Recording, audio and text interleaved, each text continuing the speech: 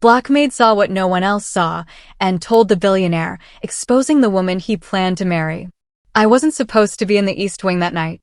The storm outside Lockridge Manor screamed like it wanted inside, rain hammering the French windows so hard I thought the glass might shatter. Lightning split the sky every few seconds, throwing harsh white light across marble floors that cost more than my entire childhood home.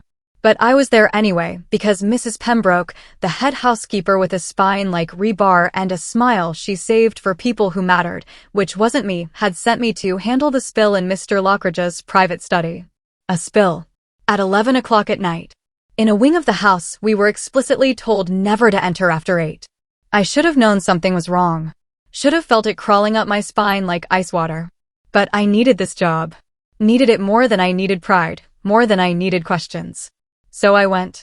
Lovely viewers, if you haven't subscribed yet, do me a huge favor and hit that button right now. You don't want to miss how the story unfolds. Trust me. Now, back to that night. The night everything changed. My name is Naomi Carter, and 6 months ago, I was sleeping in my car outside a 24-hour laundromat in Brooklyn, wondering if I'd ever stop running from my past. 3 months ago, I answered an ad for a live-in maid position at some estate upstate. Didn't ask questions. Didn't care about the details. I just needed walls, a bed, and a paycheck. Lockridge Manor gave me all three. What it didn't give me was warmth. The place was a museum. Enormous. Stunning. Sterile. 32 rooms, marble staircases that spiraled towards ceilings painted with art I didn't understand, chandeliers that probably cost more than a house. Everything gleamed. Everything was cold. And at the center of it all was him. Adrian Lockridge. Billionaire. 34 years old. Founder of Lockridge Technologies, a company that did something with AI and global markets I couldn't pretend to fully grasp. The man was a ghost in his own home. I'd been working there for 3 months and had seen him maybe twice, always from a distance, always silent, always alone. Tall. Sharp-jawed. Dark hair that looked like he'd run his hands through it too many times. Eyes the color of a winter sky right before snow. He looked like a man who'd forgotten what it felt like to smile. The staff whispered about him constantly. He hasn't been the same since his brother died. He doesn't trust anyone. He's going to propose to Vivian Cross any day now. She'll fix him. Vivian Cross. God, even her name sounded expensive. She was everything I wasn't. Blonde. Polished. The kind of woman who wore white and never spilled anything. She visited the manor 4 times a week, gliding through rooms like she already owned them. The staff loved her. She remembered their names, asked about their families, tipped generously at Christmas. Perfect future Mrs. Lockridge. I didn't trust her. Not because I had proof. I didn't. But I grew up in neighborhoods where people smiled while they robbed you blind, and Vivian's smile had that same glossy, too bright quality. Like stage makeup. Like performance. But what did I know? I was the maid. I cleaned toilets and changed sheets and kept my head down, because that's what people like me do in places like this. We survive. We don't ask questions. Until that night. The East Wing was darker than the rest of the house. I pushed open the heavy oak door to Adrian's private study, my cleaning caddy rattling softly against my hip. The room smelled like leather and expensive cologne, with floor-to-ceiling bookshelves lining 2 walls and a desk the size of my bedroom sitting in front of massive windows. No spill. The floor was pristine. I frowned, scanning the room. Maybe Mrs. Pembroke had gotten the location wrong, but that woman didn't make mistakes. She was the kind of person who could recall every fork in a drawer and whether it was facing left or right. I was about to turn and leave when I heard it. Voices. Low. Tense. Coming from the next room. The adjoining door, one I assumed led to a bedroom or private lounge, was cracked open just enough for sound to bleed through. I froze. Every instinct screamed at me to leave. To back out quietly, go downstairs, pretend I'd never been there. But then I heard her voice. Vivian. Don't care what you have to do, Daniel. He can't know. Do you understand me? If Adrian finds out before the engagement, everything falls apart. My breath caught. I should have left. I should have left. But my feet didn't move. You're asking me to lie to a man who could bury us both, a man's voice replied. Smooth. Calm. Unfamiliar. He won't bury anything, Vivian snapped. He's too emotional right now. Grief makes people stupid. By the time he realizes what's happening, it'll be too late. The prenup will be signed, the merger will go through, and you and I will walk away with everything we need. Merger. Prenup. Walk away. My heart was pounding so hard I thought they'd hear it. And if he doesn't propose, the man Daniel asked. He will. Vivian's voice turned cold. Sharp as a blade. I've spent 2 years making myself indispensable to him. He's lonely, Daniel. Broken. He wants someone to love him. And I've played that role perfectly. Silence. Then, what about the maid? I stopped breathing. What maid? Vivian asked. The new one. Naomi. I saw her watching you last week. She doesn't look at you the way the others do. My stomach dropped. She's nobody, Vivian said dismissively. A stray Adrian's housekeeper picked up out of pity. She'll keep her head down or she'll be gone. Either way, she's not a problem. Lightning flashed outside, illuminating the crack in the door. I saw them. Vivian, in a sleek black dress, standing close to a tall man in a suit. Too close. His hand on her waist. Her fingers brushing his jaw. And then she kissed him. Not a peck. Not polite. A kiss that spoke of familiarity. Ownership. History. I stumbled backward, my cleaning caddy clattering to the floor. The voices stopped. What was that? Daniel hissed. Panic exploded through me. I grabbed the caddy, spun, and ran. I didn't think. Didn't plan. I just ran, my shoes skidding on marble, my heart trying to claw its way out of my chest. I made it to the hallway, down the back staircase, into the servants' corridor before I finally stopped, gasping for air, my hands shaking so badly I had to lean against the wall. What had I just seen? What had I just heard? Vivian wasn't in love with Adrian. She was using him. And if I said anything, if I breathed a word of this to anyone, I was dead. Not literally. Maybe literally. People like Vivian didn't let people like me ruin their plans. I pressed my forehead against the cool wall and closed my eyes. Walk away, Naomi. You didn't see anything. You don't know anything. But I did. And worse, I knew I couldn't stay silent. Because 3 days ago, I'd watched Vivian smile sweetly at Lucy, one of the younger kitchen staff, before quietly getting her written up for a mistake Vivian had made. Lucy almost lost her job. She had 2 kids. No husband. No backup plan. Vivian had done it without blinking. And now she was about to trap a man who, for all his wealth and coldness, didn't deserve to be destroyed by someone who saw him as nothing but a paycheck. I was nobody. But I'd seen the truth. And the truth was a bomb I didn't know how to carry. I didn't sleep that night. How could I? Every time I closed my eyes, I saw Vivian's face. Heard her voice. He's lonely. Broken. I've played that role perfectly. I lay in my small room on the 3rd floor, the staff quarters, where the ceilings were lower and the walls thinner, staring at the crack in the plaster above my bed, listening to the storm finally die down outside. My room was nothing like the rest of Lockridge Manor. No marble. No chandeliers. Just a single bed with clean white sheets, a dresser that had seen better decades, and a window that overlooked the service entrance. But it was mine. For walls that locked. A space where nobody could reach me. I'd learned a long time ago that safety was measured in locked doors, not square footage. My phone buzzed on the nightstand. 4:47 a.m. I picked it up, squinting at the screen. A text from my sister, Kenya. Kenya, you still alive up there in rich people land? I smiled despite everything. Kenya was the only family I had left. 22 years old, working 2 jobs in Atlanta, trying to finish her nursing degree. She had our mother's sharp tongue and our father's stubbornness. She also had no idea how close I'd come to losing everything 6 months ago. Me, alive. Tired. Miss you. Kenya, you better be saving money. I'm not letting you live in some mansion forever cleaning up after people who wouldn't spit on you if you were on fire. Me, love you too. Kenya, for real though. You good? I stared at the message. Was I good? I'd witnessed something tonight that could ruin lives. Maybe end my own. Me, yeah, I'm good. Lying to Kenya felt like swallowing glass, but what was I supposed to say? Hey sis, I just found out the billionaire's fiancé is a fraud and now I'm pretty sure I'm going to get fired or worse. I set the phone down and pressed my palms against my eyes. Think, Naomi. Think. I had 3 choices. 1. Say nothing. Keep my head down. Let Adrian Lockridge walk into a trap and pretend I didn't know better. 2. Tell someone on staff. Mrs. Pembroke, maybe. But she'd been here 15 years. She worshipped Vivian. She'd never believe me. Worse, she'd tell Vivian I was spreading lies. 3. Tell Adrian himself. I almost laughed out loud at that one. Sure. Just walk up to a billionaire I'd never spoken to and say, "Excuse me, Mr. Lockridge, I know I'm just the maid, but your future wife is scamming you." That would go great. He'd think I was jealous, delusional, trying to cause trouble. Or worse, he'd think I wanted something from him. People like Adrian Lockridge didn't trust people like me. Why would they? In his world, everyone wanted something. Money, access, a piece of the empire. I had no proof.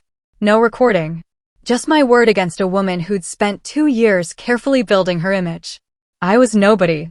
She was everything. The smart move was silence. But I kept thinking about Lucy. About the way Vivian had smiled while destroying her. About the coldness in her voice when she called me nobody. And I thought about Adrian. I didn't know him. Not really. But I'd seen him once, late at night, standing alone in the garden behind the manor. I'd been taking the trash out to the service bins, and there he was, hands in his pockets, staring at nothing, looking like a man who'd forgotten how to come back inside. He looked lost. Not like a billionaire. Not like a CEO. Just lost. And Vivian was going to destroy him. The next morning, I went downstairs at 6 like always. The kitchen was already alive.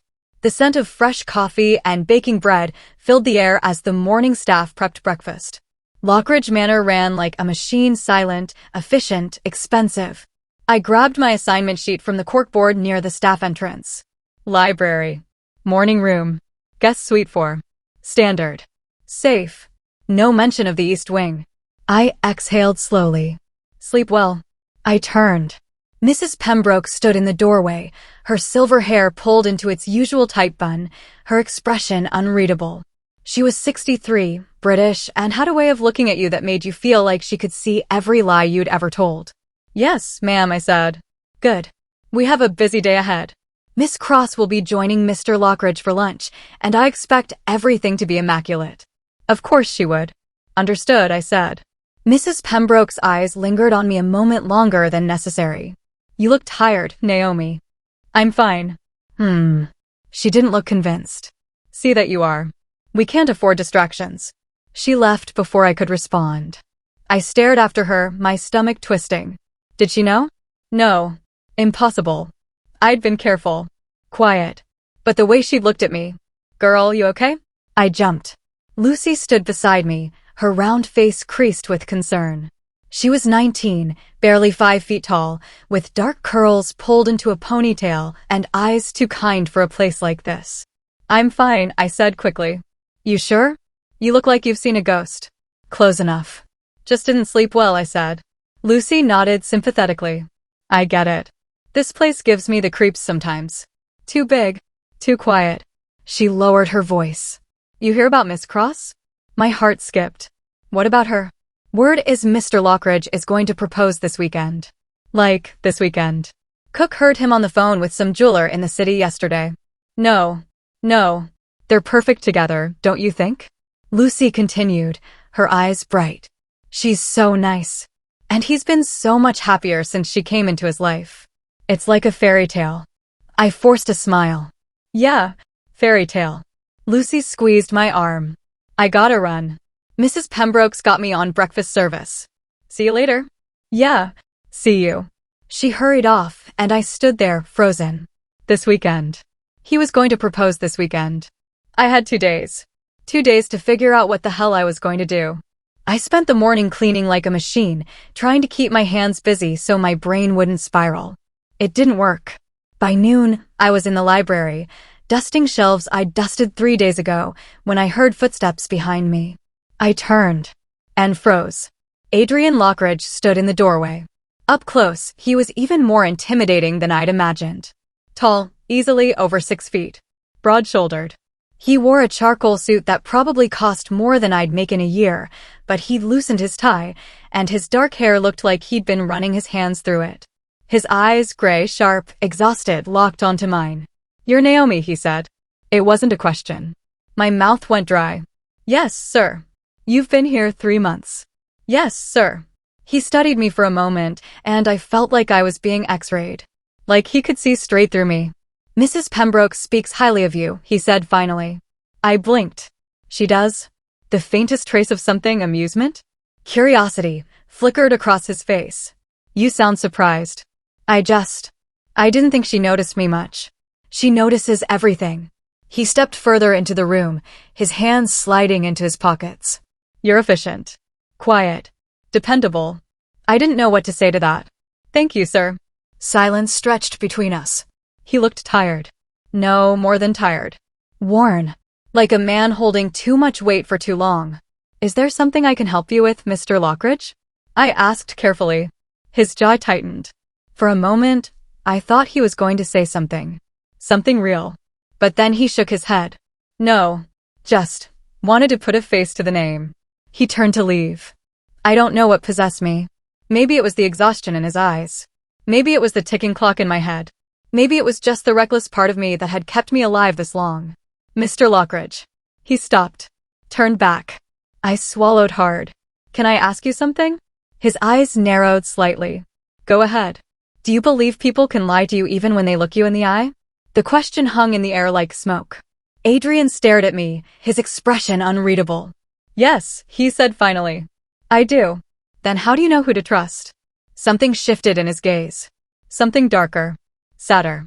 You don't, he said quietly. You just hope you're wrong. He left without another word.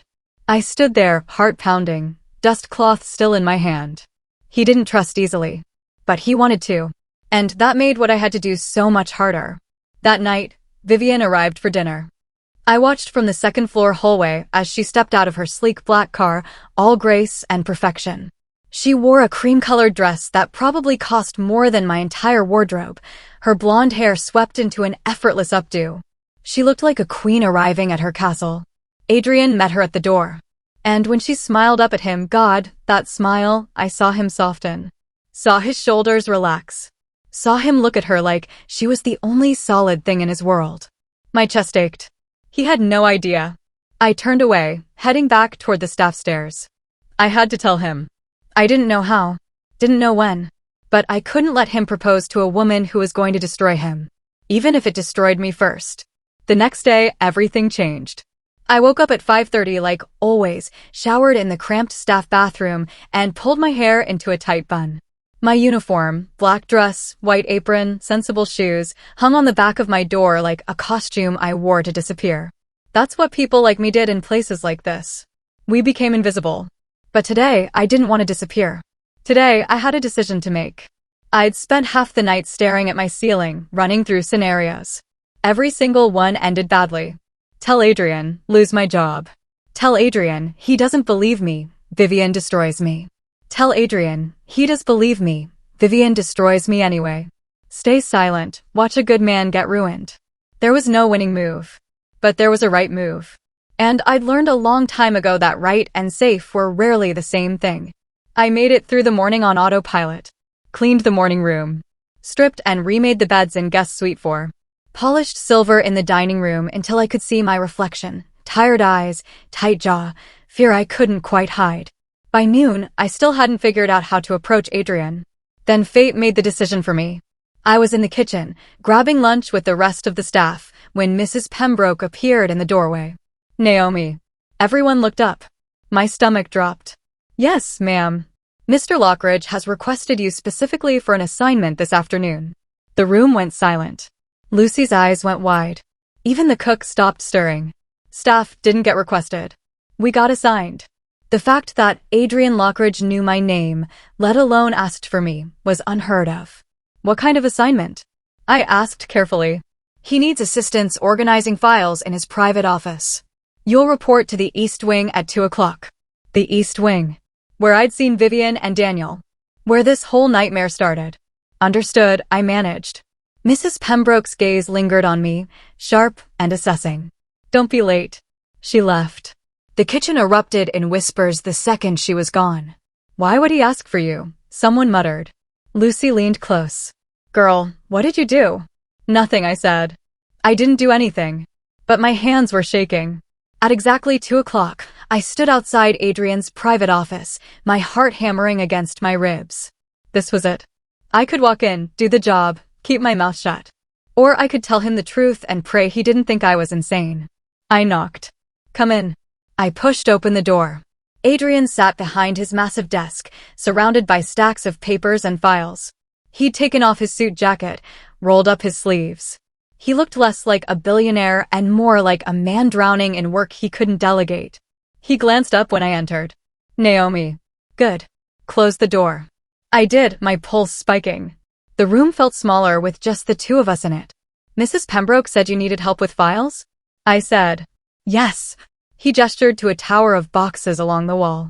I'm consolidating records from the last 5 years. I need everything sorted by date, then by department. It's tedious, but it needs to be done correctly. I can do that. Good. He returned his attention to the laptop in front of him. I moved to the boxes and started working, hyper-aware of every sound. The scratch of his pen. The click of his keyboard. My own breathing. Minutes passed in silence. Then, you've been quiet since you started here. I looked up. He was watching me. I don't have much to say, sir. Most people can't stop talking when they're nervous, he said. You do the opposite. Is that a problem? No. He leaned back in his chair. It's refreshing. I didn't know what to say to that, so I went back to sorting files. More silence. Then, yesterday, in the library, you asked me about trust. My hands stilled. I did. Why? I swallowed hard. This was it. The opening I'd been terrified of and desperate for all at once. Because I think. I set down the file I was holding and turned to face him fully. I think people lie more when they have something to lose. His eyes narrowed. That's true. And I think the people closest to us are the best liars. Because they know exactly what we want to hear. Adrian went very still. What are you trying to say, Naomi? My heart was a war drum. Do it. Do it. I saw something, I said quietly. 2 nights ago. In the East Wing. His expression didn't change, but the air in the room shifted. Grew heavier. Go on. Mrs. Pembroke sent me to clean a spill in your study. But there was no spill. And while I was there, I heard voices. In the next room. What kind of voices? I took a breath. Miss Cross. And a man named Daniel. Adrian's jaw tightened, but he said nothing. They were talking about you, I continued, my voice steadier than I felt. About a merger. A prenup. About making sure you didn't find out about something before the engagement. Find out about what? I don't know all the details.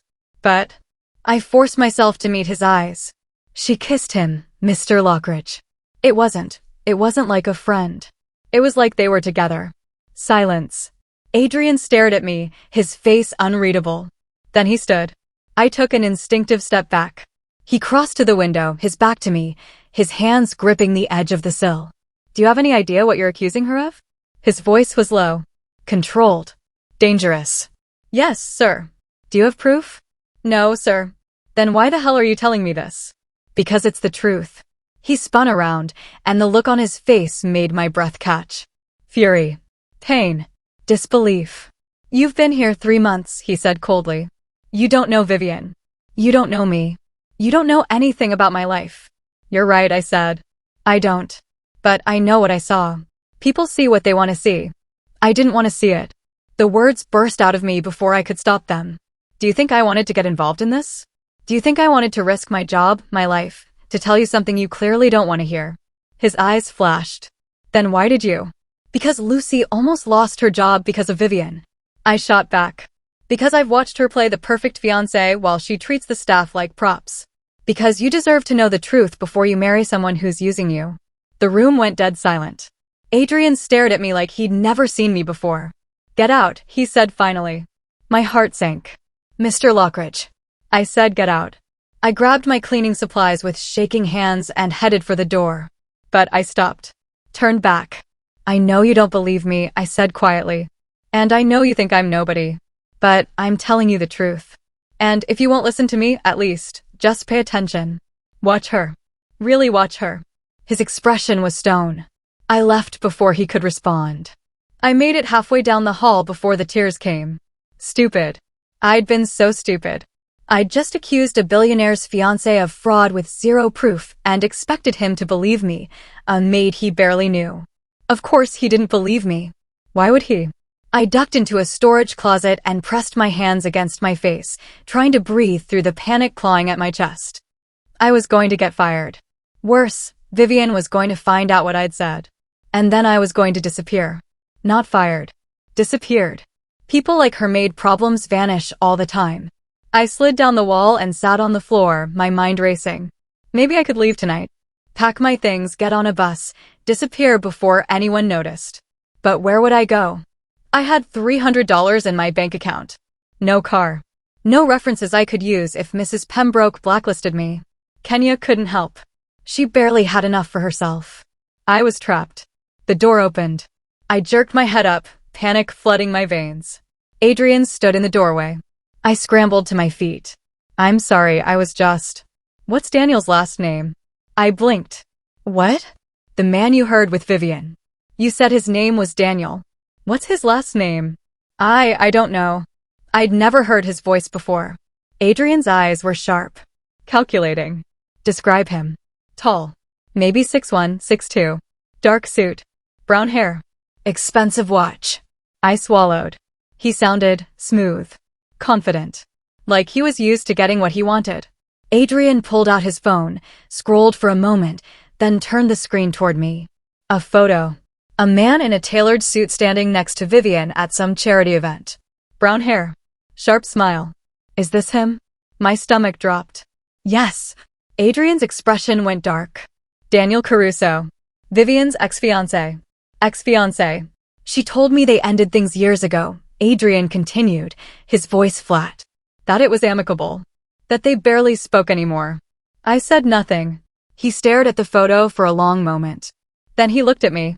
If you're lying to me. I'm not. If you're lying, he repeated, his voice deadly quiet, I will make sure you never work again. Do you understand? I understand. But if you're telling the truth. He paused. Then I need to know everything. Every word you heard. Every detail. Relief and terror flooded through me in equal measure. Okay, I whispered. Not here. He glanced down the hallway. Meet me in the garden behind the estate at midnight. The south entrance. Tell no one. Mr. Lockridge. Midnight, Naomi. He walked away, leaving me standing there, trembling. I'd done it. I'd told the truth. And now there was no going back. I'd never been good at waiting. The hours between 2 o'clock and midnight stretched like years. I went through the motions, finished my assignments, ate dinner in the staff kitchen without tasting anything, nodded along to Lucy's chatter about some new guy she'd met online. All the while, my mind screamed. Midnight. South Garden entrance. Tell no one. What was Adrian planning? Did he actually believe me, or was this some kind of trap? Maybe he called the police.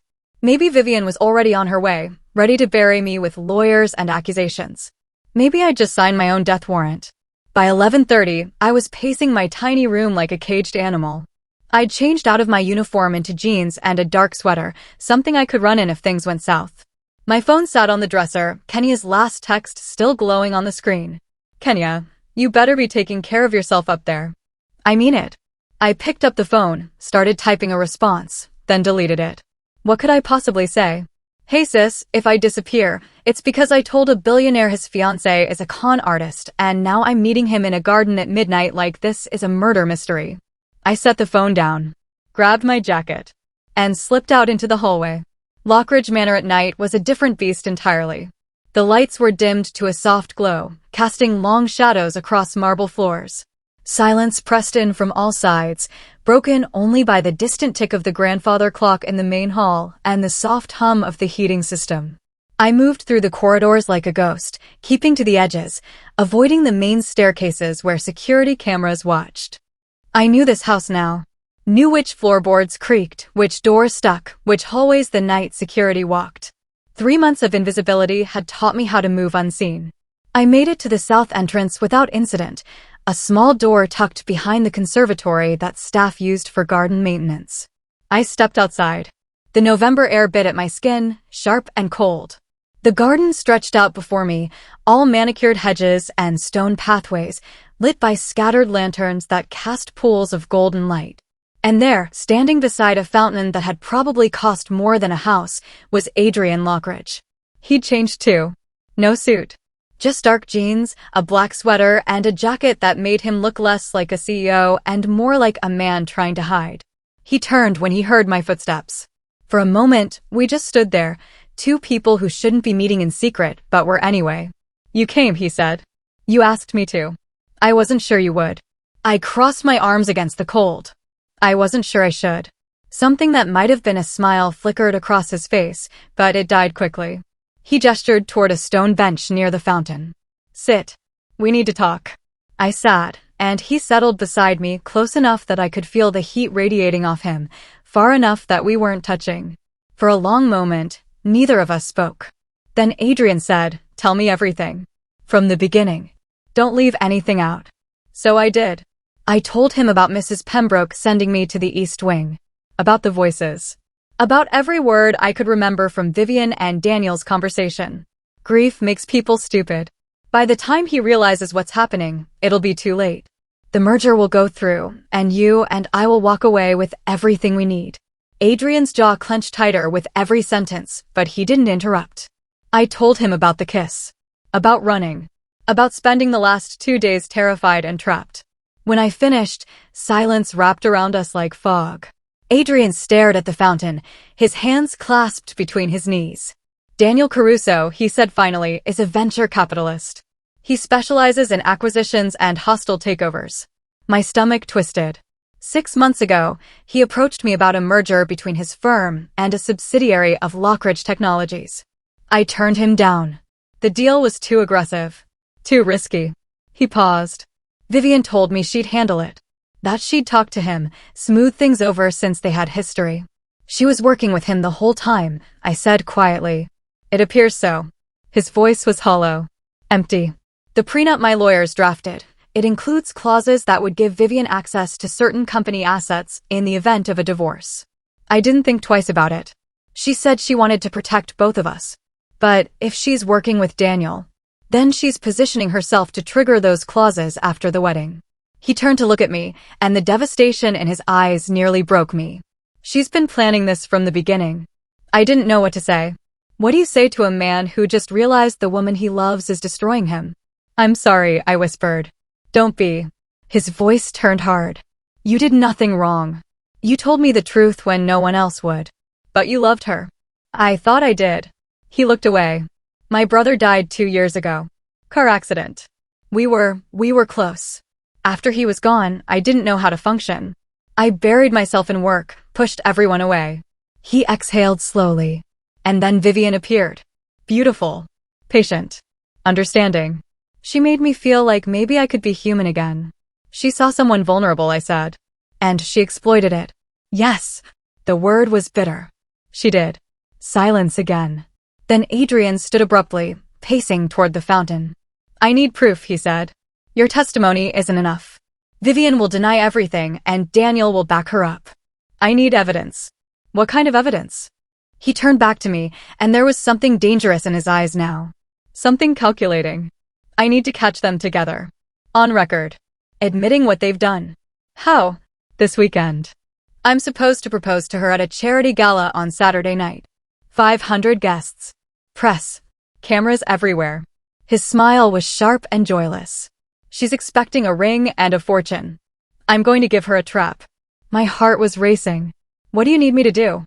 He crossed back to me, stopping just a foot away. "I need you to go through her things. Her phone, her laptop, anything she leaves in the guest suite when she stays here. Find communication between her and Daniel. Contracts. Plans. Anything that proves conspiracy. You want me to spy on her? I want you to help me destroy her before she destroys me." I stood, suddenly feeling the weight of what he was asking. "Mr. Lockridge." "Adrian." His voice softened. "If we're doing this, call me Adrian." "Adrian," I corrected. "If she catches me going through her things, she'll know someone talked. She'll know it was me. I won't let her hurt you." "You can't promise that." "Yes," he said firmly, "I can. You took a risk telling me the truth.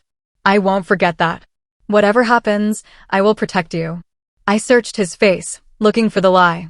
I didn't find one. "Okay," I said. "I'll do it." The next day, Vivian arrived at the manor at 11 o'clock, all smiles and designer perfection. I watched from the second-floor hallway as Adrian greeted her in the foyer. He kissed her cheek, took her coat, played the part of the devoted fiancé. But I saw the tension in his shoulders. The way his smile didn't reach his eyes. He was already acting. Vivian noticed nothing. "Darling, you look exhausted," she said, brushing imaginary lint from his collar. "Have you been sleeping?" "Enough," Adrian said smoothly. "Work's been demanding."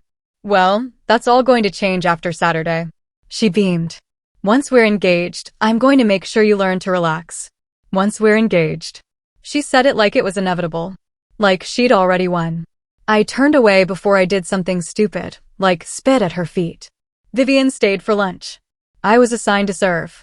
Mrs. Pembroke had made it clear that everything needed to be flawless, best china, crystal glasses, perfectly timed courses. I moved through the dining room like a shadow, pouring water, delivering plates, invisible. Vivian barely glanced at me. But Adrian did. Every time I entered the room, his eyes found mine. Just for a second. Just long enough to remind me we were in this together. It steadied me. "So, Saturday," Vivian said, spearing a piece of salmon. "I've already picked out my dress. Valentino. Custom. You're going to die when you see it." "I'm sure I will," Adrian said. And I spoke to the event coordinator. "They're setting up the proposal exactly how we discussed. Center stage, spotlight, the whole thing." I almost dropped the water pitcher. "We discussed." She'd planned her own proposal? Adrian's expression didn't change. "I want it to be perfect." "It will be." Vivian reached across the table and squeezed his hand. "This is the beginning of everything, Adrian. Our life together. Our future. Our fortune," I thought bitterly. I refilled her glass and stepped back. "Will that be all, Mr. Lockridge?" I asked quietly. "Yes, Naomi. Thank you." Vivian's gaze flicked to me for the first time. "Naomi," she repeated, like she was tasting the name. "You're new, aren't you?" 3 months, ma'am." You're very quiet." "I do my job, ma'am." "Good." She smiled. "I like staff who know their place." It took everything in me not to react. I left the dining room, my hands shaking. That afternoon, Vivian retired to the guest suite for a nap. This was my chance. I waited 20 minutes, then knocked softly on Mrs. Pembroke's office door. "Come in." I stepped inside. "Mrs. Pembroke, I was wondering if I could refresh Miss Cross's guest suite while she's resting? Change the linens, restock the amenities." Mrs. Pembroke looked up from her paperwork, surprised. "That's not necessary. It was cleaned yesterday." "I know, but I thought, since she's here so often, we should make sure everything is perfect. Especially with the gala coming up." She studied me for a long moment, then nodded. "Very thoughtful, Naomi. Go ahead. But be quiet. Miss Cross values her rest." "Of course." I grabbed fresh linens and supplies, my heart hammering. I climbed the stairs to the guest wing, my pulse so loud I was sure someone would hear it. The suite Vivian used was at the end of the hall, spacious, elegant, with windows overlooking the gardens. I knocked softly. No answer. I used my master key and slipped inside. The room smelled like her perfume, something floral and expensive. Her suitcase sat open on the luggage rack, clothes neatly folded inside. And on the desk, plugged into a charger, was her phone. I stared at it. This was it. If I got caught, I was finished. But if I didn't look, Adrian would have nothing. I crossed to the desk, my hands trembling, and picked up the phone. Locked. Of course it was locked.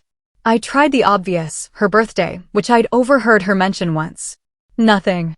Adrian's birthday. Nothing. I was running out of time. Think, Naomi. Think. Then I remembered, the day I'd seen her and Daniel together, she'd mentioned something. A date. I tried it. The phone unlocked. My breath caught. I opened her messages. And there it was. Dozens of texts between her and Daniel. Daniel, is he ready to propose? Vivian, Saturday. Everything set. Daniel, and the prenup?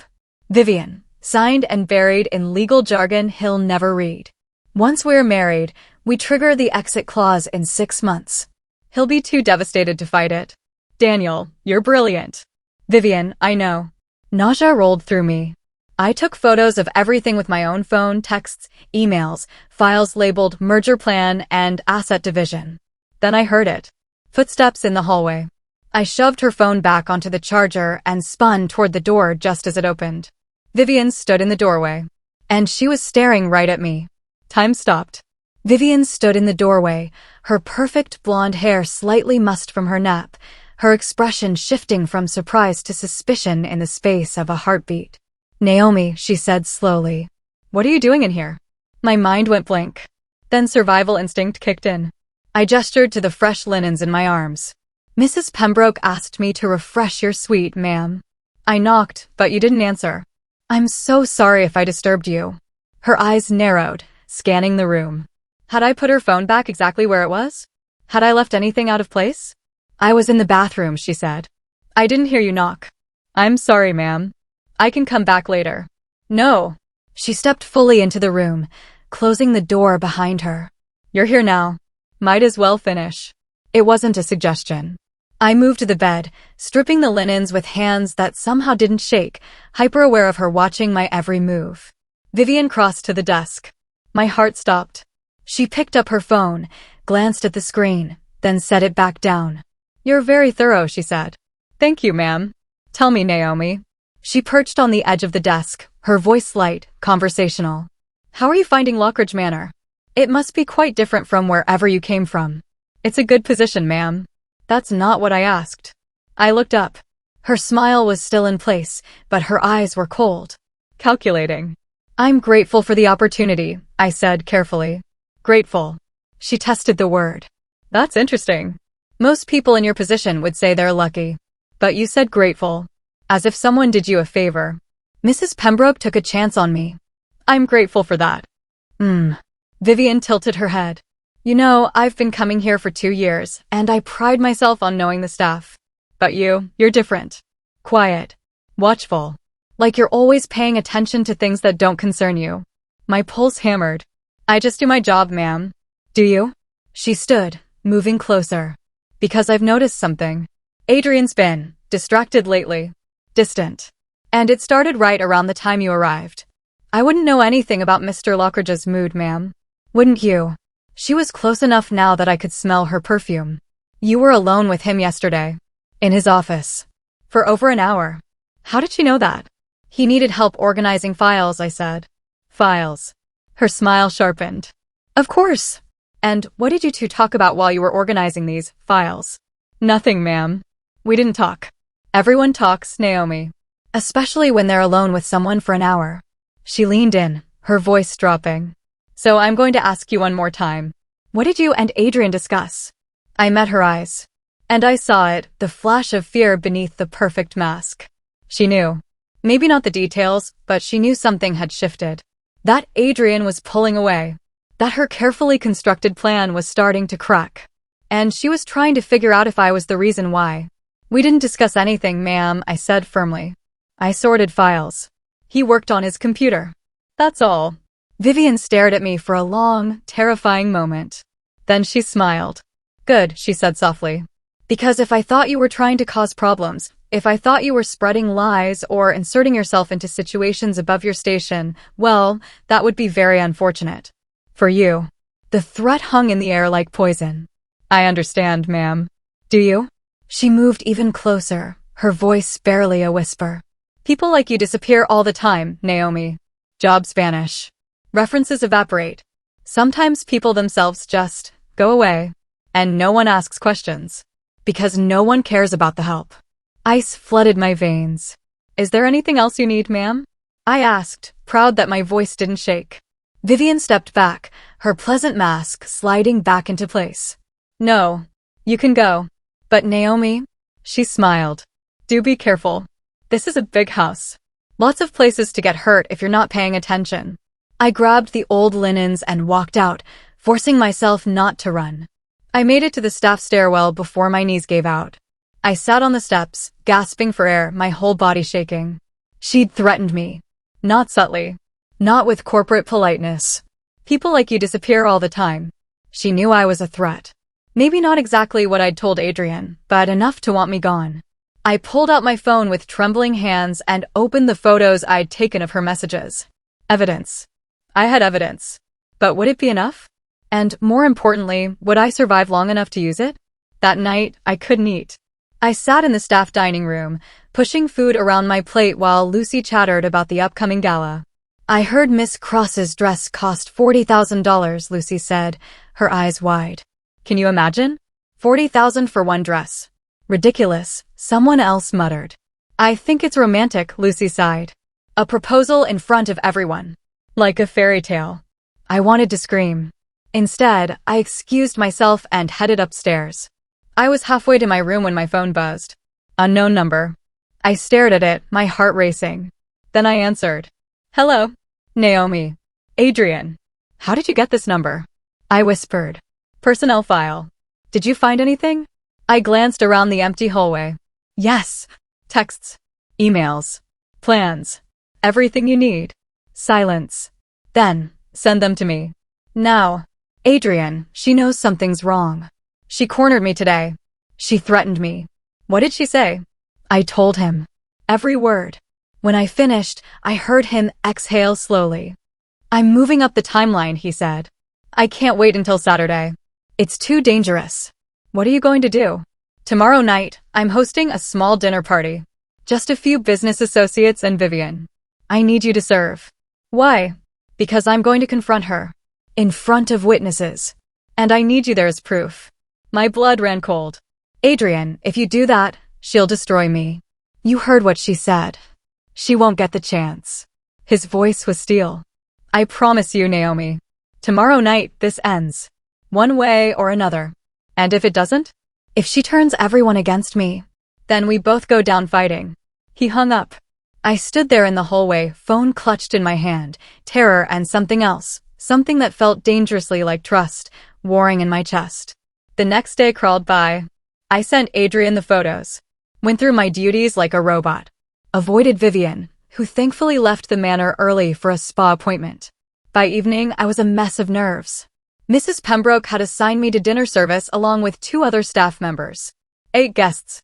Formal dining room. Everything perfect. I put on my uniform with shaking hands. This was it. Whatever Adrian was planning, it was happening tonight. And I had no idea if I'd survive it. The guests arrived at 7. I recognized a few faces from news articles, tech investors, a state senator, a woman who ran a philanthropic foundation. And Vivian, of course. She wore a stunning emerald dress that probably cost more than my yearly salary, her hair swept up, diamonds at her throat. She looked like she'd already won. Adrian greeted everyone in the drawing room, playing the perfect host. Charming. Warm. Completely in control. But when his eyes met mine across the room, I saw the truth. He was terrified. We served drinks. Appetizers. Small talk flowed like champagne. Then Adrian stood, tapping his glass. Thank you all for coming tonight, he said. I know you're expecting this to be a typical business dinner, but I'm afraid I have something else in mind. Curious glances. Polite smiles. Vivian beamed. As most of you know, Adrian continued, I've been planning to propose to Vivian this weekend at the charity gala. A public declaration of love and commitment. Murmurs of approval. Vivian's smile widened. But I've decided to do something different, Adrian said. Because I've recently learned some things. Things that have made me reconsider what love actually means. The room went quiet. Vivian's smile flickered. Adrian, darling, what are you? Tell me, Vivian, he interrupted, his voice pleasant but edged with something dangerous. How long have you been planning to divorce me? The room froze. Vivian laughed. What? Adrian, you're not making sense. 6 months after the wedding, according to your texts with Daniel Caruso. Adrian pulled out his phone. Would you like me to read them aloud? Or should I start with the emails outlining how you'd trigger the asset division clause in the prenup? Color drained from Vivian's face. That's you can't. Where did you get those? Does it matter? Yes. She spun toward the other guests. He's lying. He's having some kind of breakdown. I have screenshots, Adrian said calmly. Timestamped. Cross-referenced with financial documents showing how you and Daniel planned to merge portions of my company with his firm after the divorce settlement. Silence. Vivian's composure cracked. Who told you? Her voice turned vicious. Who's been lying to you? Her eyes swept the room. And landed on me. Her. Vivian pointed. The maid. She's been poisoning you against me. She's obsessed with you, Adrian. Can't you see? She wants your money, your power. She wants nothing from me. Adrian cut her off. Unlike you. She's lying. Is she? Adrian gestured to me. Naomi. Tell everyone what you saw 2 nights ago. Every eye in the room turned to me. My throat went dry. This was the moment. The cliff edge. I could back down. Deny everything. Save myself. Or I could jump. I saw you, I said, my voice steady despite the terror flooding my veins. In the East Wing. With Daniel Caruso. You kissed him. And you talked about how you were going to manipulate Mr. Lockridge into marriage, take half his assets, and disappear. You little. Vivian lunged toward me. Adrian stepped between us. That's enough, he said coldly. Vivian's mask shattered completely. You're really going to believe her over me, she hissed. Some nobody you hired out of pity? Yes, Adrian said simply. Because she had nothing to gain from telling me the truth.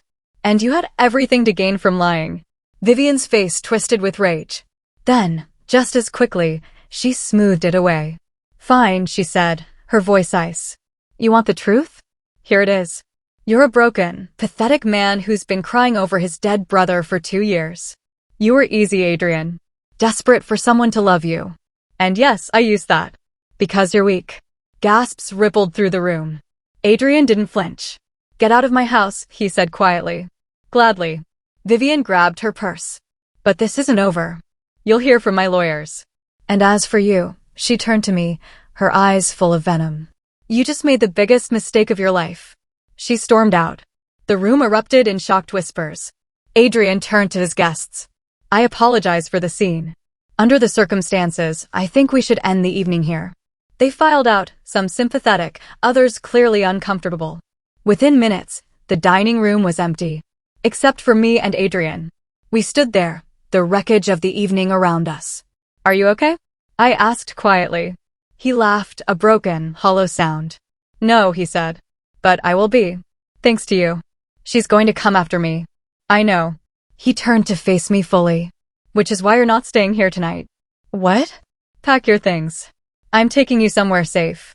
Somewhere she can't reach you. Adrian, I can't just. Yes, you can. He stepped closer, his eyes fierce. You saved me, Naomi. You risked everything to tell me the truth. Now let me protect you. My heart was racing for entirely different reasons now. Where would we go? My private estate. 2 hours north. No staff. No one knows about it except me. And what happens after that? I don't know, he admitted. But I know I'm not letting you face Vivian's revenge alone. I stared at him. This man I'd barely known a week ago. This man who'd just blown up his entire life based on my word. Okay, I whispered. Something shifted in his expression. Go pack. We leave in 20 minutes. I was throwing clothes into my duffel bag when my phone rang. Kenya. I answered. Hey. Naomi, what the hell is going on? Her voice was frantic. Someone just showed up at my apartment asking about you. My blood turned to ice. What? Who? I don't know. A man in a suit. Said he was looking for you. Wanted to know where you were working, who you'd been talking to. Naomi, I'm scared. What did you do? Vivian. She was already moving. Listen to me, I said urgently. Pack a bag. Go to Aunt Marie's. Don't tell anyone where you're going. Do it now. Naomi. Kenya, please. Trust me. I'll explain everything, but you need to go. Right now. Silence. Then, okay? But you better call me in 2 hours or I'm calling the cops. I will. I promise. I love you. Love you too. She hung up. I stood there, shaking. Vivian wasn't just coming for me. She was coming for everyone I loved. A knock on my door. Naomi. It's time. Adrian. I grabbed my bag, took one last look at the tiny room that had been my sanctuary for 3 months, and walked out into the unknown. Adrian's car was a sleek black Mercedes that probably cost more than most houses. I threw my duffel bag in the back and slid into the passenger seat, my hands still shaking from Kenya's phone call. Adrian was already behind the wheel, his jaw tight, his eyes scanning the driveway like he expected Vivian to appear out of the shadows. Seatbelt, he said. I buckled in. He drove. We didn't speak for the first 20 minutes. The manor disappeared behind us, swallowed by darkness and distance. The highway stretched ahead, empty and lit only by occasional streetlights. My phone buzzed. Kenya, at Aunt Marie's. She's confused, but I'm safe. Now explain. I exhaled slowly and typed back. I will. Soon. I promise. Stay there. Don't answer the door for anyone. Kenya, you're scaring me. I know. I'm sorry. Just trust me. I set the phone in my lap and stared out the window. Your sister? Adrian asked quietly. Yes. Someone showed up at her apartment asking about me. His hands tightened on the steering wheel. Vivian moves fast. She's trying to find leverage. People I care about she can threaten. She won't get to them. You can't promise that. Yes, he said, his voice hard. I can. I have security teams, lawyers, resources she can't match. If she goes after your sister, I'll bury her.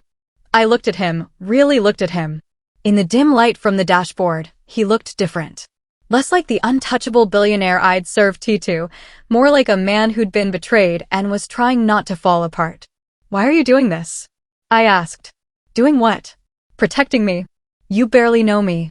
I'm just... Don't. He cut me off. Don't say you're just the maid. You're the only person in 2 years who's told me the truth when it mattered. The only person who had nothing to gain and everything to lose. That makes you more valuable than anyone else in my life. My throat tightened. Adrian. I mean it, Naomi. He glanced at me, and the intensity in his eyes made my breath catch. I've spent 2 years surrounded by people who wanted something from me. Money. Connections. Status. Vivian wanted all of it. But you? You just wanted to do the right thing. Even when it could have destroyed you. I didn't know what to say to that. So I said nothing. We drove in silence for another hour. The estate appeared just after midnight. It wasn't like Lockridge Manor. No marble. No chandeliers. Just a stone cottage nestled in the woods, surrounded by tall pines and complete darkness. Simple. Hidden. Safe. Adrian parked in front of a detached garage and killed the engine. This was my brother's place, he said quietly. He built it when he wanted to get away from everything. After he died, I couldn't bring myself to sell it. It's beautiful, I said. It's quiet. He grabbed my bag from the back. Come on. Let's get inside before you freeze. The November air bit at my skin as we walked to the front door. Adrian unlocked it and gestured me inside. The interior was warm. Cozy. Wood-paneled walls, a stone fireplace, worn leather furniture that looked lived in and loved. It felt like a home. Not a museum. A home. There are 2 bedrooms upstairs, Adrian said, setting my bag down. Take whichever one you want. I'll get the fireplace going. I nodded and climbed the narrow staircase. The bedrooms were small but comfortable. I chose the one on the left, a simple room with a double bed, a wooden dresser, and windows overlooking the forest. I sat on the edge of the bed and finally let myself breathe. We'd made it. For now, at least, we were safe. I came back downstairs 20 minutes later to find Adrian crouched in front of the fireplace, flames already crackling to life. He'd taken off his jacket and rolled up his sleeves. His dark hair was messy, his expression distant. Can I help? I asked. He glanced up. You don't have to. I know. But I want to. He gestured to the kitchen. There's coffee in the cupboard. I could use some. I moved to the small kitchen and started the coffee maker, my movements automatic. Muscle memory from 3 months of serving. But this felt different. Here, I wasn't the maid. I was just me. Naomi. I turned. Are you afraid of me? Adrian stood in the doorway, his expression troubled. I need to ask you something, he said. And I need you to be honest. Okay. I blinked. What? I've appended your entire life. Dragged you into a situation that could get you hurt. Brought you to an isolated cabin in the middle of nowhere. He ran a hand through his hair. I would understand if you were afraid. I studied him. This man who'd lost his brother. Who'd been manipulated by someone he trusted. Who was trying so hard to do the right thing despite everything falling apart. No, I said. I'm not afraid of you. You should be. People like me, we're dangerous. Not because we mean to be, but because we have power. And power destroys things. Is that what Vivian told you? His jaw tightened. She didn't have to. I've seen it my whole life. My father built an empire and lost his family in the process. My brother tried to escape it and died anyway. Power doesn't care about intention. I poured 2 cups of coffee and handed him one. You're not your father, I said. And you're not responsible for what happened to your brother. Aren't I? His voice was raw. If I hadn't been so focused on the company, maybe he wouldn't have felt so alone. Maybe he wouldn't have been driving that night. Stop. I set my coffee down and stepped closer. You can't control everything, Adrian. No matter how much money or power you have. Sometimes terrible things just happen. And blaming yourself won't bring him back. He stared at me, something breaking behind his eyes. How do you do that? He whispered. Do what? See through all the walls I've built. Because I have walls too, I said quietly. And I recognize them in other people. Silence stretched between us. Then Adrian set down his coffee and crossed to the window, staring out into the darkness. Tell me about you, he said.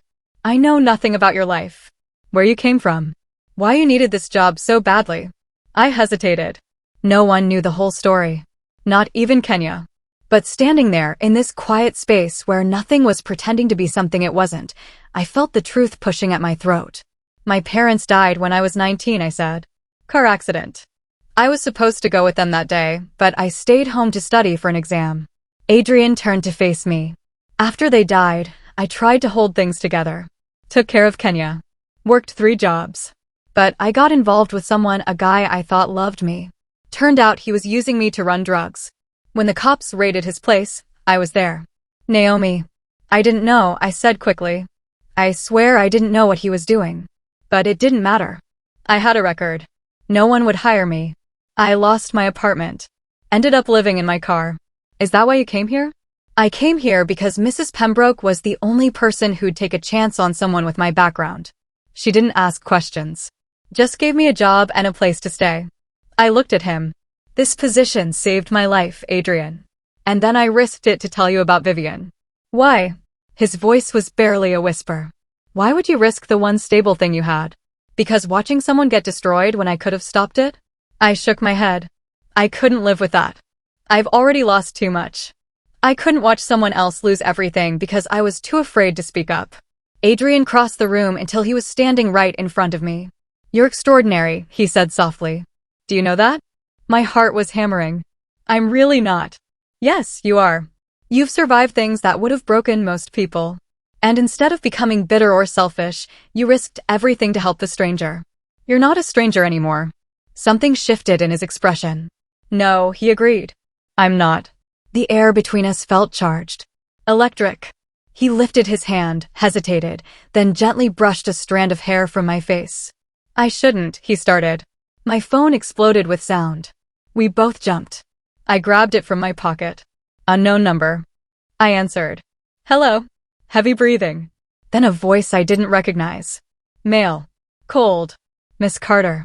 You've been very busy. Ice flooded my veins. Who is this?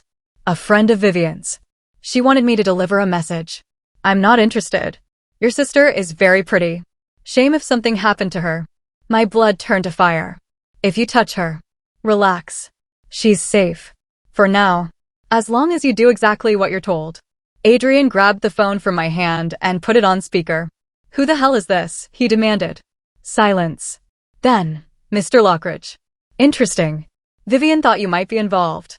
Tell Vivian if she goes near Naomi's sister, I'll destroy her. Legally, financially, socially. She'll have nothing left. A low chuckle. Big words. But here's the thing, Vivian doesn't care about your threats.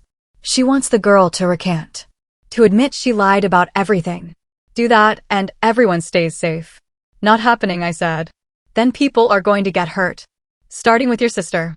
Then maybe some of the staff at the manor. That Lucy girl seems sweet. Be a shame if. Adrian's voice was deadly calm. Give me Vivian. Now. A pause. Then her voice filled the speaker. Smooth.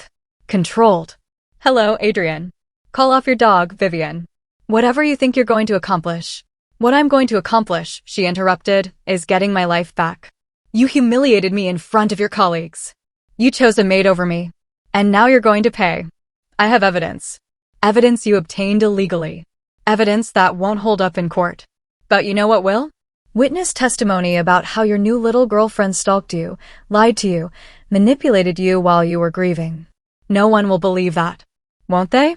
Poor billionaire, seduced by a con artist with a criminal record. It's a great story, Adrian. The media will love it. My stomach dropped. Here's what's going to happen, Vivian continued. Naomi is going to call a press conference.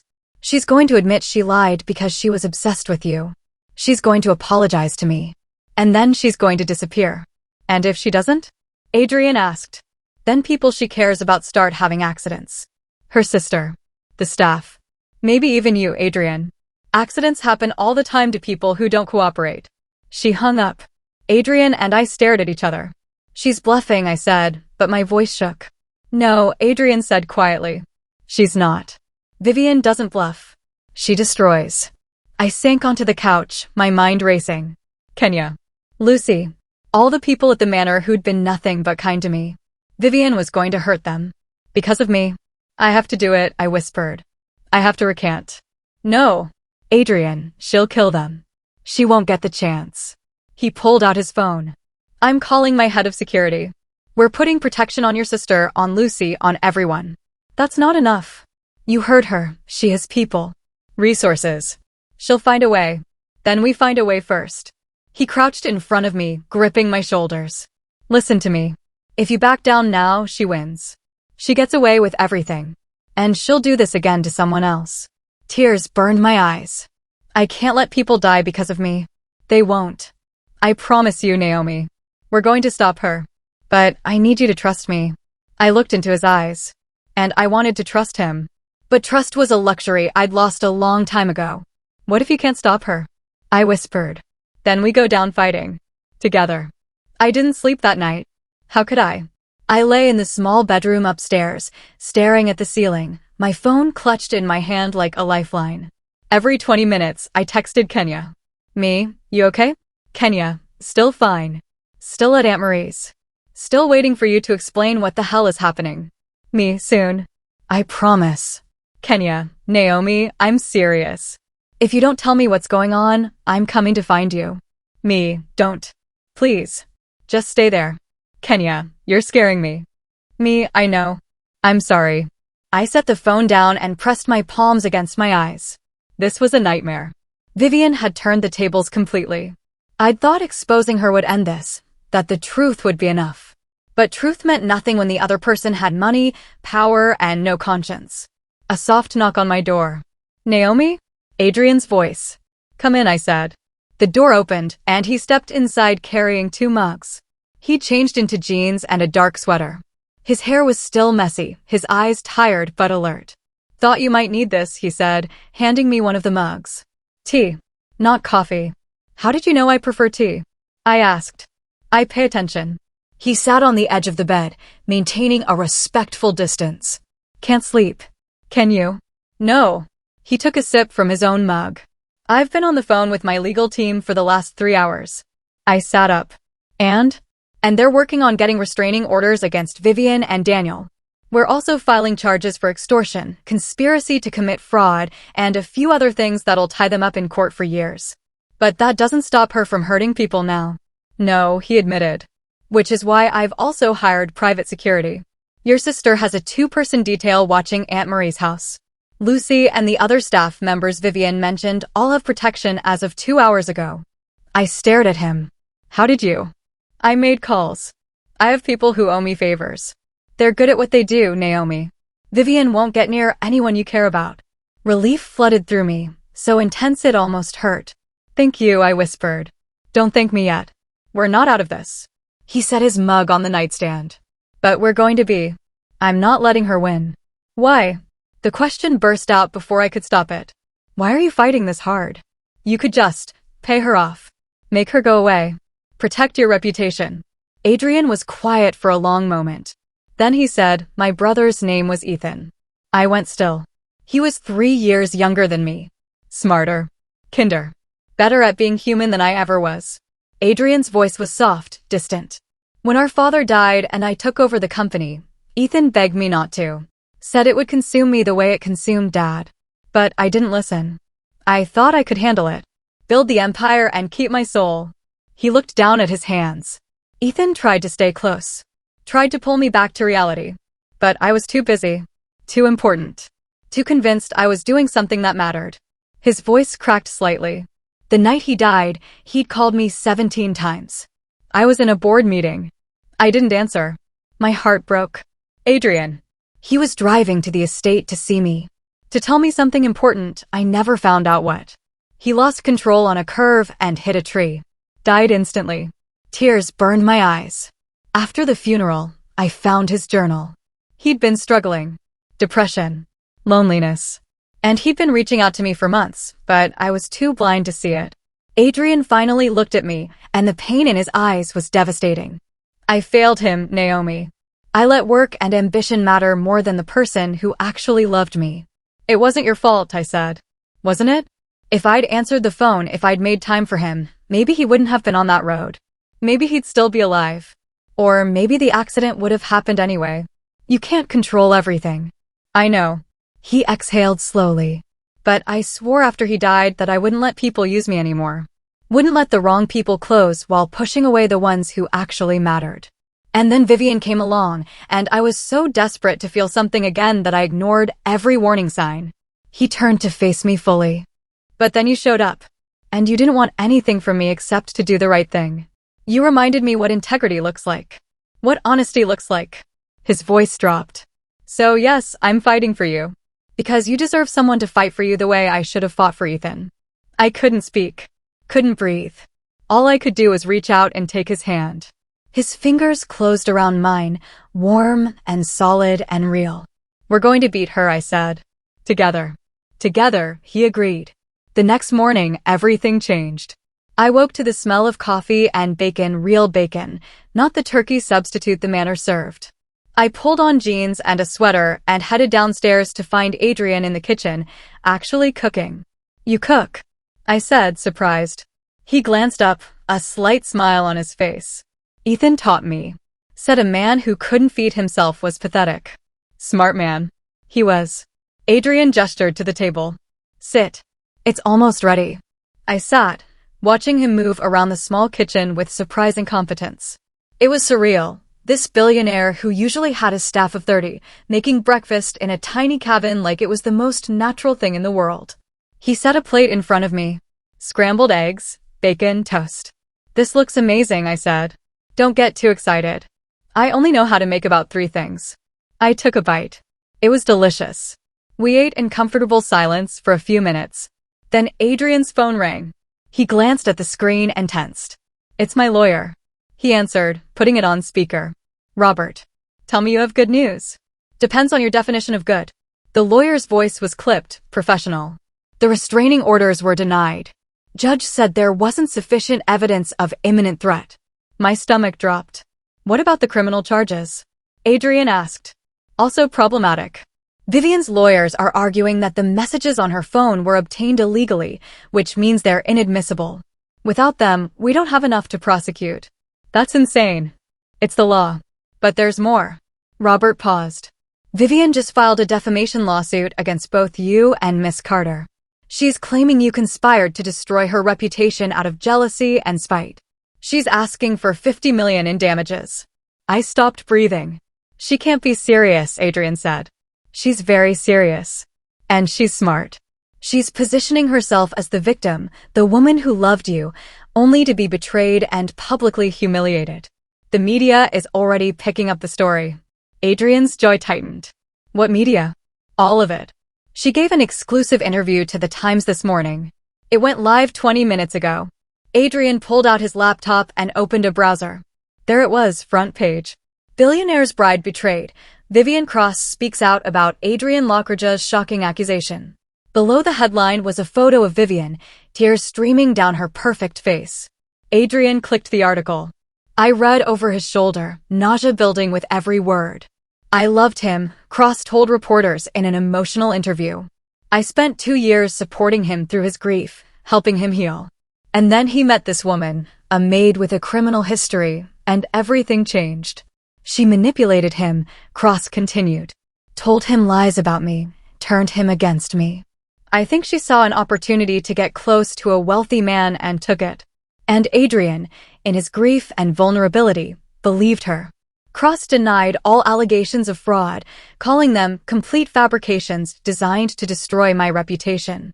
I have never been anything but honest with Adrian, she said. And now I'm being painted as some kind of villain because a troubled woman wanted what I had. The article went on. quote after quote painting Vivian as the victim and me as the villain.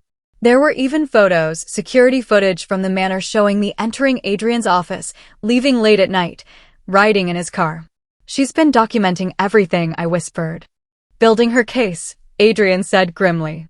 While we thought we were exposing her, she was framing us. My phone exploded with notifications. Messages. Emails.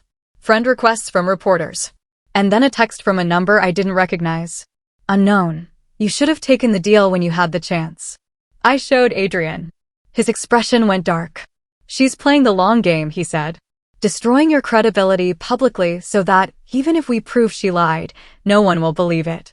So, what do we do? Before Adrian could answer, his phone rang again. Different number. He answered. Yes, Mr. Lockridge, this is Detective Morrison with the New York State Police. We need you to come in for questioning regarding allegations of stalking and coercion made by Miss Vivian Cross. Adrian's eyes met mine. When, he asked. Today. Preferably within the next few hours. And we'll need to speak with Miss Naomi Carter as well. We'll be there, Adrian said. He hung up. This is bad, I said. This is war, Adrian corrected. And Vivian just made her biggest mistake. What do you mean? He stood, pacing. She's escalating. Going public. Filing lawsuits. Calling the police. She's trying to bury us under so much legal pressure that we can't fight back. Isn't that working? Only if we play her game. He turned to me, and there was fire in his eyes now. But what if we don't? What if instead of defending ourselves, we attack? How? Daniel Caruso. He's the weak link. Vivian is a master manipulator, but Daniel? He's a businessman. He cares about his reputation, his firm, his bottom line. So we make him an offer. Immunity from prosecution if he testifies against Vivian. Confirms everything you heard. Provides documentation of their plan. I blinked. You think he'd turn on her? I think everyone has a price.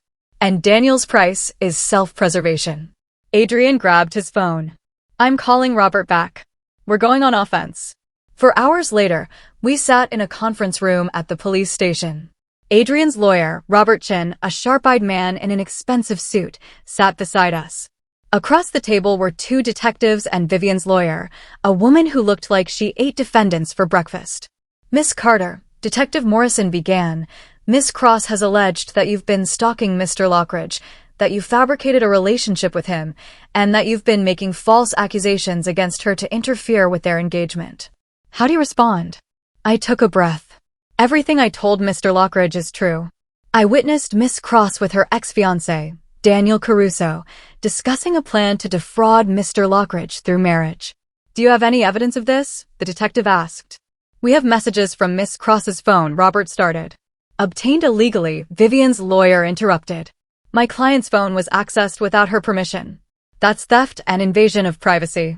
We also have financial records showing communication between Daniel Caruso and offshore accounts linked to Miss Cross. Robert continued smoothly. That was news to me. I glanced at Adrian. He gave me the slightest nod. He'd been digging. Vivian's lawyer faltered. We'll need to see documentation. Already submitted to the DA's office, Robert said. Along with a sworn affidavit from Mr. Caruso. The room went silent. Excuse me, Vivian's lawyer said. Adrian smiled. It wasn't pleasant. Daniel Caruso came to see me this morning, he said. Apparently, when faced with the choice between going down with Vivian or saving himself, he chose self-preservation. He's provided written testimony confirming everything Naomi told me, including details about the merger plan, the prenup manipulation, and Vivian's intention to divorce me and split the assets. I stared at Adrian. He'd done it. He'd flipped Daniel. Vivian's lawyer stood abruptly. This is entrapment. This is justice, Adrian said coldly. Your client is a fraud. And now we have proof. Detective Morrison looked between them. We'll need to verify this testimony. Of course, Robert said. Mr. Caruso is available for questioning at your convenience. The detective nodded slowly. Miss Cross, you may want to consult with your attorney before we continue. We left the station 2 hours later. The charges against us had been dropped pending investigation into Vivian. I stood on the steps, breathing in cold November air, barely believing it was real. We won, I said. Not yet, Adrian said. But we will. His phone buzzed. He glanced at it and smiled, a real smile this time. Daniel just sent over the full documentation. Bank transfers. Emails. Everything. Why would he do that? Because I offered him a deal he couldn't refuse. Drop Vivian, testify against her, and I won't pursue charges against him. He walks away with his reputation bruised but intact. And Vivian? Faces fraud charges, extortion charges, and a civil lawsuit that'll bankrupt her. Adrian looked at me. It's over, Naomi. She can't hurt you anymore. I wanted to believe him. But something in my gut told me Vivian wasn't done yet. We were halfway back to the cabin when my phone rang. Lucy. I answered immediately. Lucy? Are you okay? Naomi. Her voice was shaking. You need to come back to the manor. Right now. My blood ran cold. What happened? It's Mrs. Pembroke. Lucy's voice broke. She collapsed. They think it was a heart attack. She's asking for you. No. We're on our way, I said. I hung up and looked at Adrian. Turn around, I said. We have to go back. He didn't ask questions. He just drove. We made it to Lockridge Manor in under an hour. Adrian drove like a man possessed, and I sat in the passenger seat with my heart in my throat, praying we wouldn't be too late. Mrs. Pembroke had been hard on me, yes. Exacting. Impossible to please. But she'd also given me a chance when no one else would. The manor loomed ahead, every window blazing with light. An ambulance sat in the circular driveway, its lights flashing red and blue against the stone facade. We barely stopped before I was out of the car, running toward the entrance. Lucy met me at the door, her face streaked with tears. Where is she? I demanded. The morning room. The paramedics are with her now. I pushed past her, Adrian close behind me. The morning room was chaos, paramedics, staff members, medical equipment everywhere. And there, on the sofa, lay Mrs. Pembroke. She looked small, fragile. Nothing like the formidable woman who ran this house with an iron fist. Mrs. Pembroke, I breathed. Her eyes opened. Found mine. Naomi, she whispered. Come here. I crossed to her, kneeling beside the sofa. I'm here. You're going to be okay. Don't lie to me, girl. Her voice was weak but sharp. I'm 70. I know what a heart attack feels like. The paramedics. Listen. She gripped my hand with surprising strength. I need to tell you something. About Vivian. My blood went cold. Mrs. Pembroke, you need to rest. I knew, she said. I knew something was wrong with that woman. But I didn't. I didn't want to believe it. She was so perfect. Too perfect. What are you talking about? Mrs. Pembroke's eyes shifted to Adrian. I found something. In her room. After you exposed her. I went looking. Adrian moved closer. What did you find? A contract. Hidden in a false bottom of her cosmetics case. Mrs. Pembroke coughed, her breathing labored. It's in my office. Top drawer. Left side. Ma'am, you need to save your strength, one of the paramedics started. Get it, Mrs. Pembroke said to Adrian. Before she comes back. Before who comes back? I asked. Mrs. Pembroke's grip on my hand tightened. Vivian. She was here. Tonight. That's why this happened. Ice flooded my veins. What did she do to you? She threatened me. Said if I didn't convince you to recant, she'd make sure I lost everything. My pension. My reputation. Everything I've worked for. Tears leaked from the corners of her eyes. I told her to go to hell. And then my chest. I couldn't breathe. Mrs. Pembroke. The contract, Mr. Lockridge. Get the contract. Adrian was already moving. He returned 5 minutes later with a manila folder. The paramedics were loading Mrs. Pembroke onto a stretcher. I'm going with her, I said. No. Mrs. Pembroke's voice was firm despite her weakness. You stay. Finish this. That woman can't keep destroying good people. But that's an order, Naomi Carter. Even dying, she was bossy. I squeezed her hand. Yes, ma'am. They wheeled her out. Lucy followed, promising to call with updates. And then it was just me, Adrian, and whatever was in that folder. Adrian opened it. His face went white. What? I moved to his side. What is it? He turned the document toward me. It was a contract between Vivian Cross and a private investigation firm. Dated 3 years ago. The summary made my blood run cold. Target. Adrian Lockridge. Objective. Establish relationship. Obtain marriage. Secure financial assets. Timeline. 24 to 36 months. Compensation, 30% of acquired assets. She didn't just plan this, Adrian said, his voice hollow. She was hired to do it. I scanned the rest of the document. Background checks on Adrian. Psychological profiles. Even information about Ethan's death, vulnerabilities to exploit, grief, isolation, guilt. Who hired her? I whispered. Adrian flipped to the last page. And there it was. A signature. Lawrence Hendricks. Adrian staggered backward like he'd been shot. No, he breathed. No, that's not possible. Who is Lawrence Hendricks? My father's former business partner. Adrian's hands were shaking. He and my father had a falling out 20 years ago. Dad bought him out of the company. Lawrence swore revenge, but then he just disappeared. Moved to Europe. We thought he'd moved on. He didn't move on, I said. He planned this. For 20 years. Adrian sank into a chair, the document clutched in his hands. This was never about Vivian wanting money, he said. This was about destroying my family. Finishing what Lawrence started when my father humiliated him. My mind raced. Where's Vivian now? I don't know. After the police questioned her, her lawyer. Glass shattered. We both spun toward the sound. The window. And standing in the doorway, flanked by two men I didn't recognize, was Vivian. She held a gun. Hello, Adrian, she said. Miss me? Time stopped. Vivian looked different. No designer dress. No perfect hair. She wore jeans and a black jacket, and her eyes were wild. Desperate. Vivian, Adrian said slowly, raising his hands. Put the gun down. Why? So you can destroy me? So you can take everything I've worked for? You mean everything you were paid to do, I said. Her eyes snapped to me. You. This is all your fault.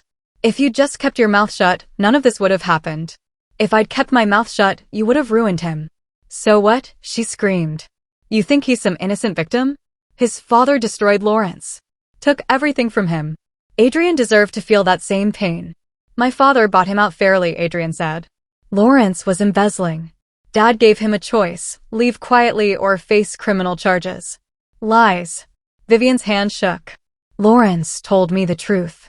Your father was a thief and a liar, and you're just like him. Vivian, please. I spent 3 years playing the perfect fiancé, pretending to love you. And I was so close to finishing this.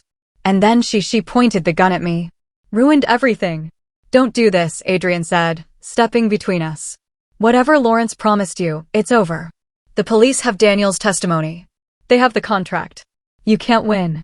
Maybe not. Vivian's smile was terrible. But I can make sure you lose. She pulled the trigger. Everything happened at once. Adrian shoved me sideways. The gun fired. Adrian collapsed. I screamed. Vivian's men grabbed her, wrestling the gun away. And then the room filled with people, police, security, everyone.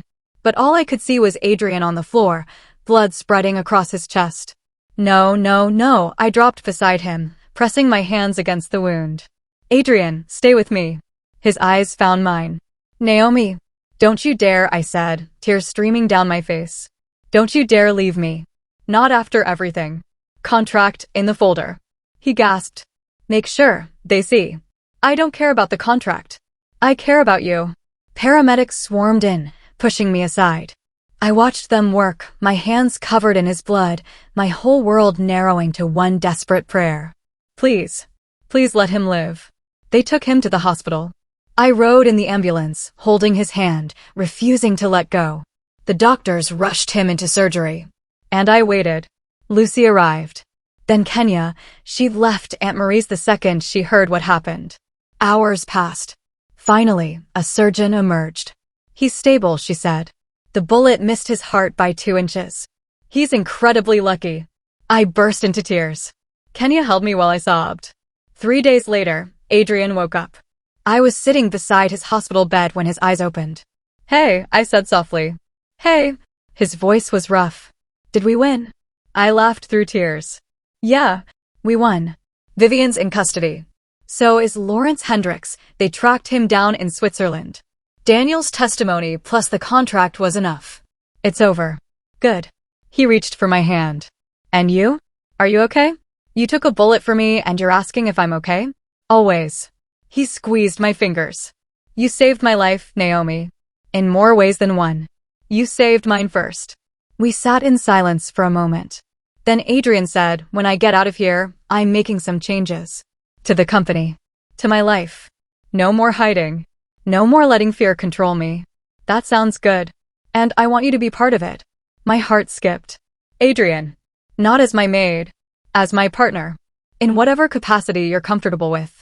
He looked at me with those gray eyes that had once seemed so cold and now held nothing but warmth.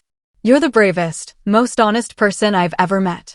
And I don't want to do this life without you in it. I couldn't speak. So I leaned forward and kissed him. Gentle. Careful. Full of promise. When I pulled back, he was smiling. I'll take that as a yes, he said. It's a yes. 6 months later.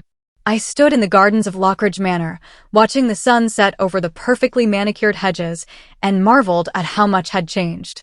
Vivian Cross was serving 8 years for fraud, extortion, and attempted murder. Lawrence Hendricks got 15. Daniel Caruso had turned state's evidence and walked away with probation, but his reputation was destroyed. He'd lost everything. Justice, it turned out, was real. Mrs. Pembroke had recovered fully and was back to running the manor with her usual iron fist, though she smiled more now. Especially at me. Lucy had been promoted to assistant housekeeper and was dating one of Adrian's security team members. Kenya had transferred to a nursing program in New York and was living in a guest cottage on the estate, much to Aunt Marie's delight. And me? I wasn't the maid anymore. Adrian had been true to his word. He'd offered me a position as his director of operations, overseeing the charitable foundation he'd established in Ethan's name. We worked side by side now, equals, partners in every sense of the word. But more than that, we'd found something neither of us had been looking for. Love.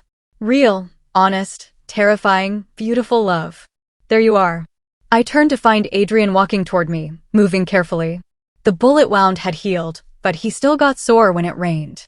He wore jeans and a simple sweater. His hair was longer now, less severe. He smiled more. He looked happy. Just thinking, I said. About what? About how 6 months ago, I was cleaning toilets and sleeping in a tiny room, convinced I'd never be anything more than invisible. Adrian slipped his arms around my waist from behind, pulling me against his chest. You were never invisible to me, he murmured against my hair. Liar. You didn't even know my name the first month I worked here. Okay, fair. But once I saw you, really saw you, I couldn't look away. I turned in his arms, facing him. I'm glad I told you the truth, I said. Even though it almost got us both killed. I'm glad you did too. He kissed my forehead. You gave me my life back, Naomi. Not just by exposing Vivian, but by showing me what real integrity looks like. What real courage looks like. You would have figured it out eventually. Maybe. But I'm glad I didn't have to do it alone. He pulled back slightly, his expression turning serious.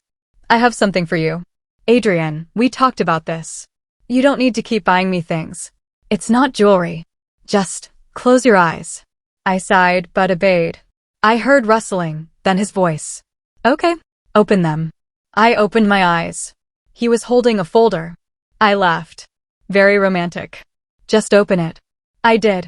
Inside was a deed. To the cottage in the woods, Ethan's cottage, where we'd hidden from Vivian. Adrian. It's yours, he said. I had it transferred to your name this morning. I know the manor can feel overwhelming sometimes, and I thought, maybe you'd like a place that's just yours. A place to escape when you need to breathe. Tears blurred my vision. I can't accept this. Yes, you can. Because you're not the maid anymore, Naomi. You're not invisible, and you're not powerless. You're a woman who deserves a home. Stability. A future. He cupped my face in his hands. And if you'll let me, I'd like to be part of that future. You already are. Good. He kissed me, soft and slow and full of promise. Because I'm not going anywhere. We stood there in the garden as the sun dipped below the horizon, two broken people who'd found each other in the darkest moment and chosen to heal together. 3 months later, the charity gala was in full swing. 500 guests packed the ballroom, the same ballroom where Adrian was supposed to have proposed to Vivian. But tonight was different. Tonight was about Ethan's foundation. About helping young people who'd lost their way find hope again. I stood on the stage in a simple black dress, looking out at the crowd and took a breath. Thank you all for coming, I said into the microphone. A year ago, I was homeless. I had a criminal record, no prospects, and no hope. I took a job as a maid because it was the only thing I could get. The room was silent. But someone gave me a chance. Mrs. Pembroke, our head housekeeper, saw past my record and gave me a job. And when I witnessed something terrible, someone else, I looked at Adrian, standing in the front row. Believed me when he had every reason not to. Adrian smiled. This foundation exists because we all deserve second chances, I continued. Because your past doesn't define your future. Because sometimes the person who saves you is the person you never expected. Applause filled the room. I stepped off the stage, and Adrian met me halfway. That was perfect, he said. I was terrified. You were brilliant. He kissed my hand. Dance with me. I don't really know how. Neither do I. We'll figure it out together. He led me onto the dance floor, and we swayed together, completely out of step with the music, laughing like idiots. I love you, he said suddenly. My heart stopped. It was the first time either of us had said it. I love you too, I whispered. Good. Because I have a question. He pulled back slightly, and I saw something flash in his eyes, nervousness, hope, fear. Naomi Carter, he said. Will you? Yes, I blurted out before he could finish. He laughed. You don't even know what I was going to ask. I don't care. Whatever it is, yes. I was going to ask if you'd stay with me. Not as an employee. Not as a colleague. As my partner. In everything. That's what I said yes to. Good. He kissed me, and the room erupted in applause. Apparently we'd become the center of attention. I didn't care. For the first time in my life, I wasn't invisible. I was seen. I was loved. I was home. 1 year later, Kenya graduated from nursing school with honors. Mrs. Pembroke finally retired, though she still visited weekly to supervise. Lucy got engaged to her security guard boyfriend.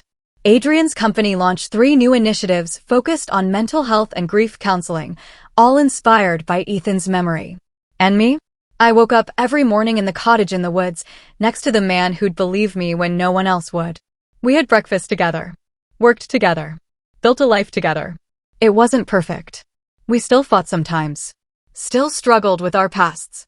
Still had days when the darkness crept in. But we faced it together.